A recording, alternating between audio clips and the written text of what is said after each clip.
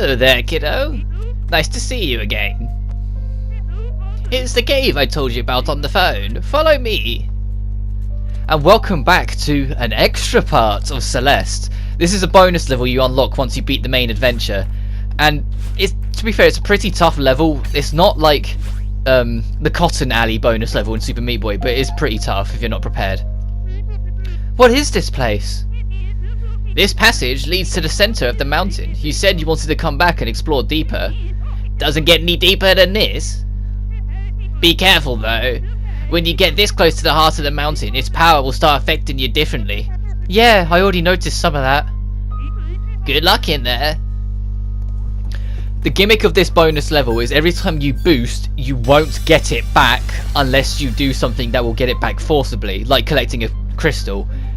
If you touch the ground or anything like that, it won't come back to you. Like to show here that it hasn't come back to me. I need to go back down and get this so I can do the rest of the thing. Which adds an extra layer because every single boost you use has to count. Because if it's not getting you to where you need to go, it's a waste. And sometimes if you boost prematurely, you have to kind of just let yourself go because it's not going to save you. There's also these fire blocks here that when you touch them will bounce and launch you in a direction. You need to use them to your advantage to get around. And there's also these conveyor belts attached to the wall that you can use to get some momentum as well. We can't go left yet, so we're going to go right first because this is only part of it. It isn't all just a volcano level. There's a second side to it that you're going to be flipping between. But this level's entirely optional. If you're just doing the main adventure, you're already done. You don't have to touch this, which is why it's a lot harder and you're going to start seeing more deaths. You're expected to do this around the same time you start doing the B-sides, so it's on par difficulty with some of the earlier B-sides. Like it's nothing you can't handle, and it should be something you'll eventually find your way through, but it is a bit tougher. Ooh. But there's now to get introduced to the other side of it. There are these heart switches that when flicked, flip the level from a lava level to a fire level, and then back to a fire level if you flick it again. When it's like this, all the fireballs become ice platforms you can bounce off. All the conveyor belts freeze over, so you now can't touch the wall full stop. And certain locations will become physically unavailable for you to get through. Like, see, there was a lava platform that was there that's now not, but on here, there's a there wasn't anything there, but now there's an ice platform blocking it. Any of the bouncing fire blocks that when you attempt to launch your way will now just become disintegrating ice blocks that you can temporarily stand on but will break away. It's making a different dynamic if you have to balance it out. Where we need to go now is up, because now we can actually go up there so it's not frozen. But if you go over here, one of the only 5 strawberries in this level is here, making the last 5 strawberries of the game.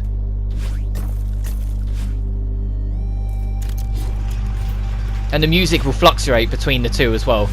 Also, those spring circular things from Reflections are back in this chapter. But unlike that, it only works when you're in the frozen scenery. If you're in the finery scenery, they're death traps. Don't touch them. You need to head over and hit this. If you fall back down, there's no way of getting back up, which is why the switch is back there. You need to hit this. I need my boost back. Sake. Also, if you grab them, they immediately come back to... Ah, okay. Oof, that was terrible. Oh, yeah, I'm going to start dying a hell of a lot more often. And you need to bounce up and then use the spring to get back up the rest of the journey.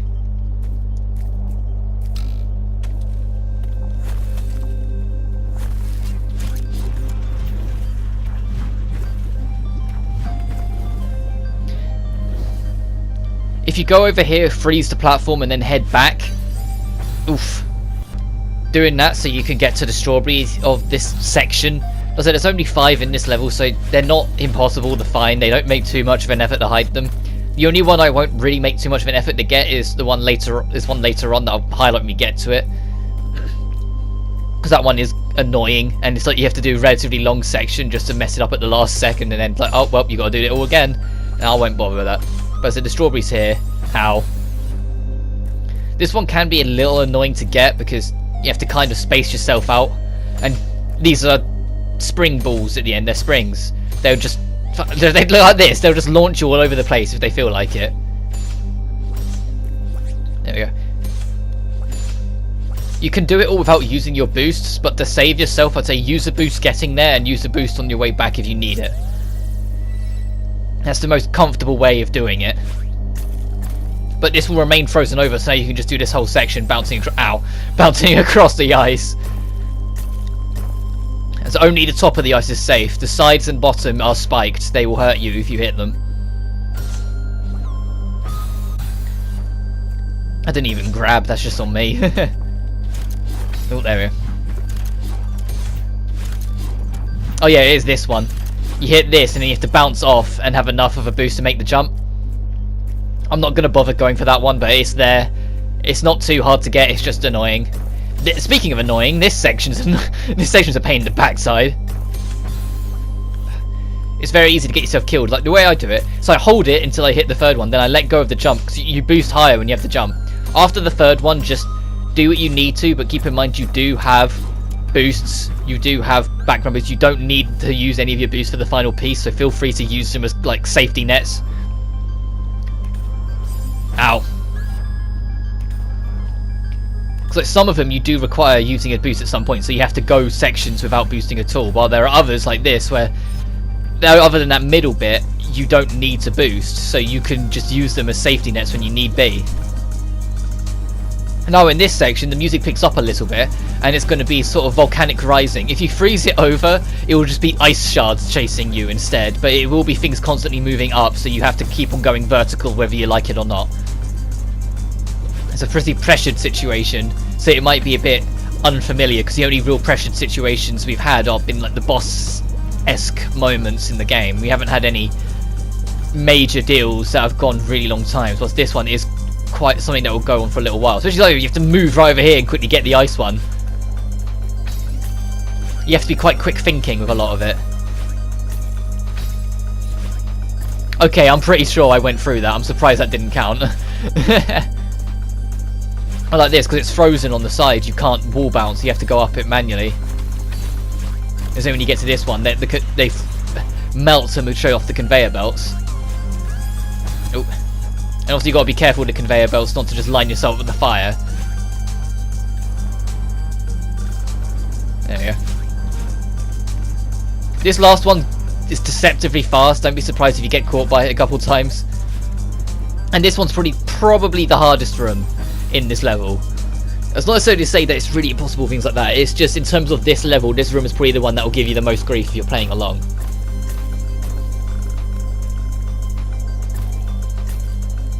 Ooh, especially because it gets quite close at the end, but there we go. This room also can be a bit troubling, but it's just because you're going to land on most of these blocks at a lowish angle, so you have to kind of angle yourself up as you go, which isn't easy to do.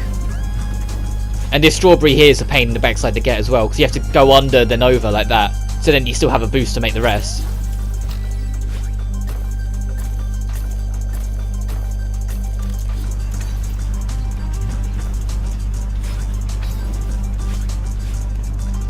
Oh, I forgot about this section here. I thought that room ended. I thought this was a different room. Ow. Oh, you got to do all that in one room. Oof. Oof indeed. But this is the heart of the mountain for you, the core. So this is the bonus chapter, chapter 8.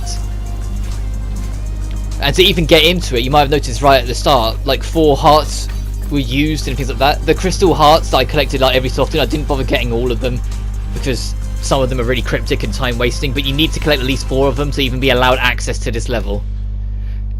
You can also get some from the B-sides as well, so if you couldn't find them in the actual level, just beating a B-side will get them, and finding the tapes are much easier. In this last section it's a bit different. When it's frozen, the ceiling collapses on you. When it's boiling, the lava will rise towards you, so you have to balance it out as well, and at some points, more specifically in the B-side, you have to almost wait it out so you can make the most of the time you have when the ceiling's crashing down or the lava's rising. You get a feel for it as you go, so don't stress too much. It's not as bad as I make it sound. Oh, I needed a boost for that, yep. I probably could have made that, but it would have been very close. I need the boost for both of these, and then I can just make this comfortably. Yeah, I probably wouldn't have made that without the boost if I just grabbed on the wall and pulled over. I think it would have taken too long. I think this is the last room of this section.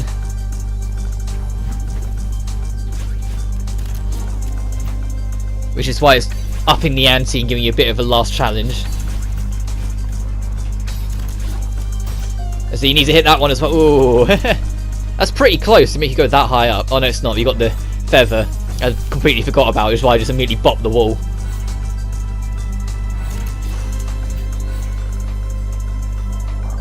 Oh. Ah. This is hard, man. Look, this gets really tight in places. Thankfully, they're very forgiving on the switches. You don't have to get to a precise point on the switches, just past certain points and it'll give you a freebie. Sort of the same with the feathers there. There we go. And you can't miss the B-side tape in this level, which is why I said in the last part, like when I got that one, it's like, okay, I've got them all. Because it's physically impossible for you to miss this one, because it's on the mandatory path. And when you get it, it will take you to the end of this section as well. So you have to physically pick it up. You can't skip it. And when we're here, we're done. There's nothing that can hurt you at this point. You're at the peaceful abyss that is just the heart of the mountain. This is it. This is what's at the center of all this. It's so empty and vast. Yet it feels nostalgic somehow. And peaceful. And that's the end of the extra levels. After this will be all the B-sides, the much more difficult variants of all the levels we've just done. As we get the heart of the mountain, the last crystal heart. Well, the last crystal heart you should get. It probably won't be the last one you actually get, but whatever. Until we start tackling the B-sides though, you guys take care now.